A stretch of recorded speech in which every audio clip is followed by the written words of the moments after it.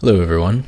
I wanted to make a video today to talk about an update that recently came to Temple OSRS, which is a relatively new tracker site for old school RuneScape that has, I guess, generally eclipsed the old one, which has kind of gone by the wayside. So Temple OSRS is a site that allows you to track your RuneScape account for progress based on the high scores. So you can see your experience gains over time, you can see your boss kill count and clue completion gains over time.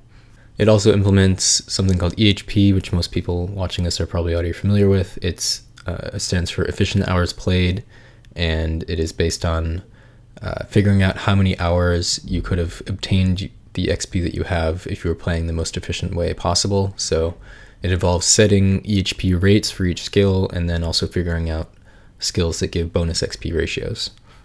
I'm not going to go into any more detail about that in this video. I've made videos in the past talking about EHP, and you can probably find more info on the FAQ page on Temple.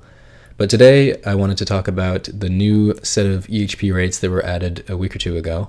These are EHP rates for free-to-play Ironmen. So this is Temple OSRS. It was developed by someone named Mikhail, whose name I'm probably mispronouncing. I'll give a link to the Twitter account for Temple in the description, which will point you to more info if you're curious about this, but it is someone who I've been familiar with in the community for a while, and it's cool that he took on this project. And there are a lot of other people who have worked on it as well, so shout out to them as well. So it has a lot of different features. Some of it is on the sidebar, some of it is at the top. The most interesting things are generally up here. So you can see current top, and you can see who's getting the most XP. You can filter it by skill. You can filter it by EHP also if you look at this. So some people are playing a lot, as per usual. You can look at leaderboards where you can see different high scores based on skills or based on EHP. There's all sorts of different categories. You'll notice that FTP-IM is one of the categories here. But first, let's look at the EHP rates. So you can see that over here. So there are rates for skilling and for PVM, and also miscellaneous, which I think is clues, and I guess like skilling bosses and stuff. So yeah, there is something called EHB also, efficient hours boss. So this is kind of cool as well. But mostly people care about the skilling.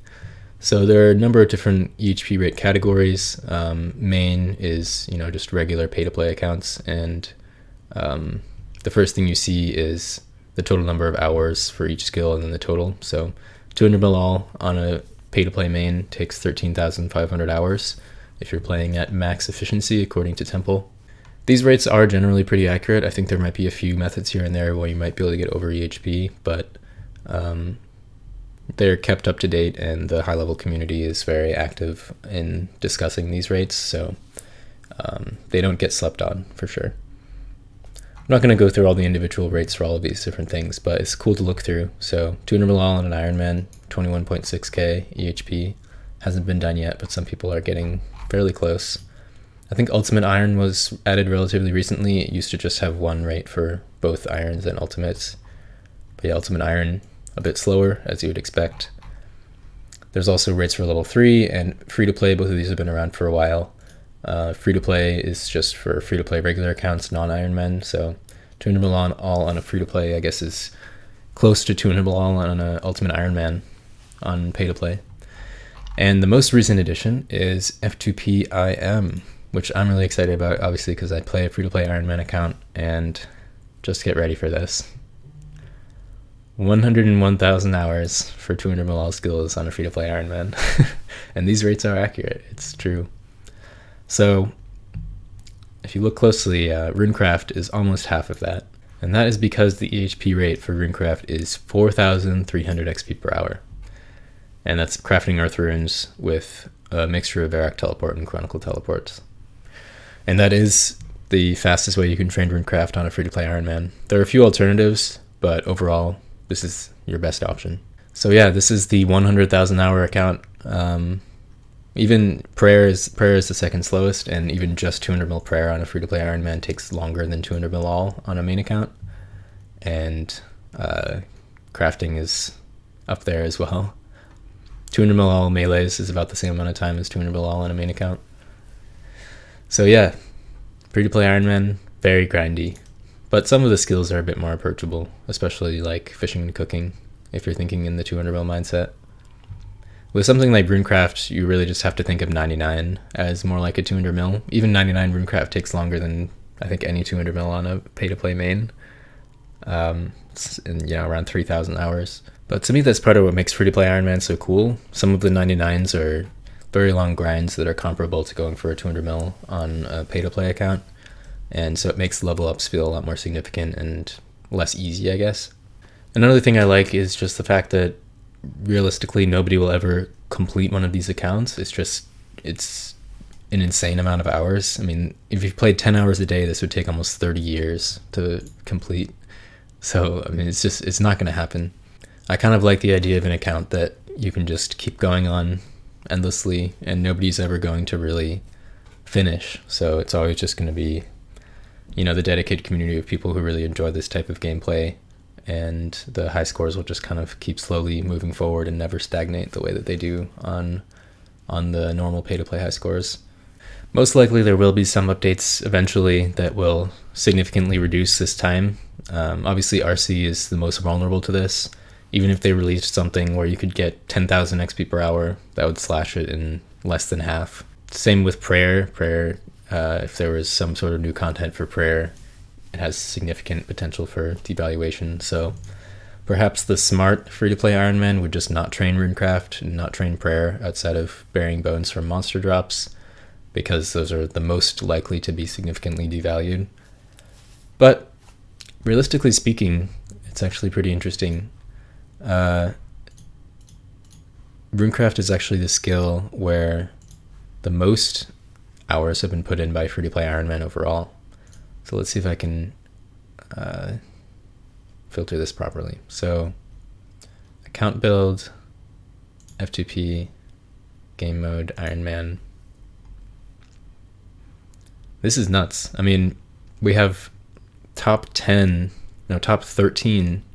are all at over 1,000 hours of efficient RuneCraft training. And if we look at pretty much any other skill, it'll be significantly lower than that. So I think the fact that RuneCraft is so slow, people still want to get levels, and it encourages people to grind it harder. It's pretty low APM if you're making Earth runes, so it's not a super challenging training method. It's just really slow.